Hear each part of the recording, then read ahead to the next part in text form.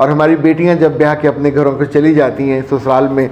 तो उस वक्त उन्हें कुछ अर्से के बाद जो पढ़ाई लिखाई वो ज़रा एक साइड पर रह जाती है, आपको उस नए घर में एडजस्ट होना होता है।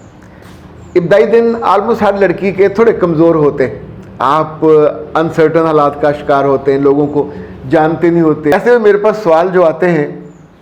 ये बड़े मज़े के होते हैं, और वो ये होते हैं कि सर अब हमको ताकत मुयस्सर आ गई है, उस घर में हमारा कंट्रोल बढ़ गया है। चूँकि मुझसे उन्होंने शुरू में प्री मैरिज काउंसलिंग ली थी शादी के वक्त, और उसके इस्तेमाल करने से अपनी आदतों को उन्होंने मेंटेन किया, खूबसूरत रखा। तो ऐ प्यारी लड़कियों, जो शादी के बाद भी प्यारी हो, अपनी खूबसूरत आदतों को कभी